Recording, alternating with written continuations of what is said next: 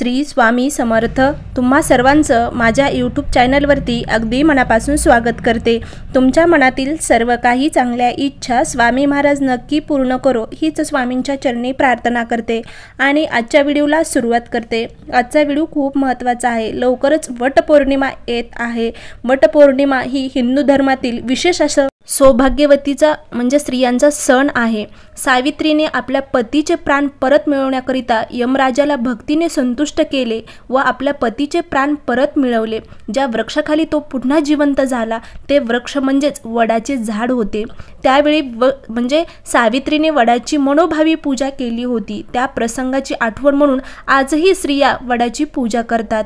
वड हे देवतुल्य असं झाड आहे। त्याचबरोबर आपल्या सर्वांना सुद्धा माहिती आहे की या ठिकाणी श्री स्वामी समर्थ महाराजांचे वास्तव देखील आहेत। महाराज नेहमी म्हणायचे वड वड मूळ मूळ म्हणजे या विश्वाचं मूळच महाराज आहेत।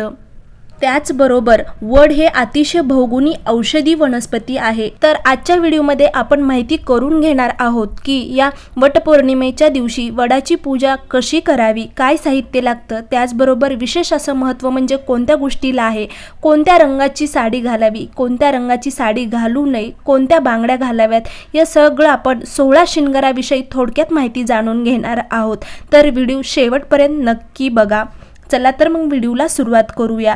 तर वटपौर्णिमा हा सौभाग्यवती स्त्रियांचा सण आहे। या दिवशी आपण वडाची पूजा करत असतो। तर वडाच्या पूजा करत असताना आपल्याला साहित्य कोणतं लागतं तर अत्तर, कापूर, पंचामृत, पूजेसाठी एक वस्त्र सुद्धा लागत असतं। त्याचबरोबर नागवेलीच्या पानाचा विडा सुद्धा लागतो, सुपारी, 1 रुपये, गूळ, खोबऱ्याचा नैवेद्य, आंबा, दुर्वा, गहू, कारण ओटी भरण्यासाठी गव्हाचा वापर केला जातो, इत्यादी आपल्याला साहित्य लागते। वडाच्या झाडाखाली किंवा वटपौर्णिमेच्या कागदाला जर ज्यांना शक्य होत नसेल, जवळपास म्हणजे वटवृक्षाचं झाड नसेल, म्हणजे वडाचं झाड नसेल, तर ते कोणी आपलं म्हणजे कागदावर वटाचं चित्र काढतं आणि त्याची पूजा करत असतं।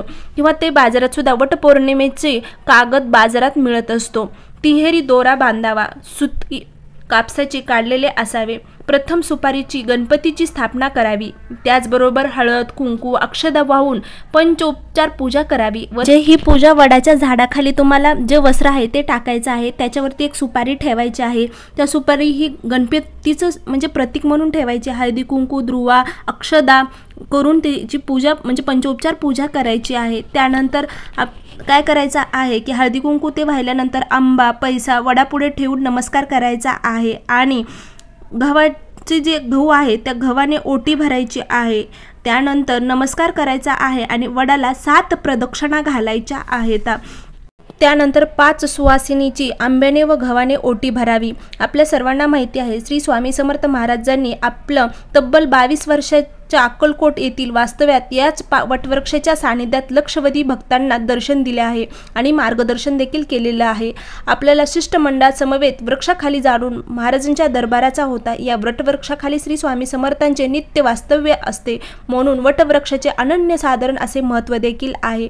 पण या वटपौर्णिमेच्या दिवशी वड पूजा करण्यासाठी जात असताना विशेष असं स्त्रियांनी विशेष म्हणजे हिरव्या रंगाच्या बांगड्या परिधान कराव्यात।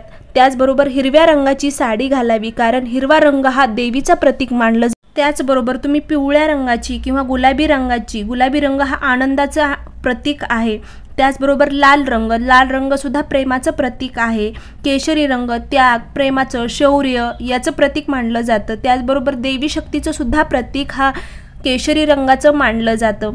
तर तुम्ही ह्यापैकी कोणत्याही रंगाची साडी विशेष अशी परिधान करू शकतात। पण सर्वात महत्त्वाचं म्हणजे तुम्हाला शक्य होत असेल तर तुम्ही हिरव्या रंगाची साडी परिधान करा। त्याचबरोबर कोणत्या रंगाची साडी घालू नये तर काळ्या किंवा निळ्या रंगाची साडी या दिवशी वटपौर्णिमेची पूजा करत असताना परिधान करू नका। त्याचबरोबर शुभ्र पांढऱ्या रंगाची साडी सुद्धा परिधान करू नका।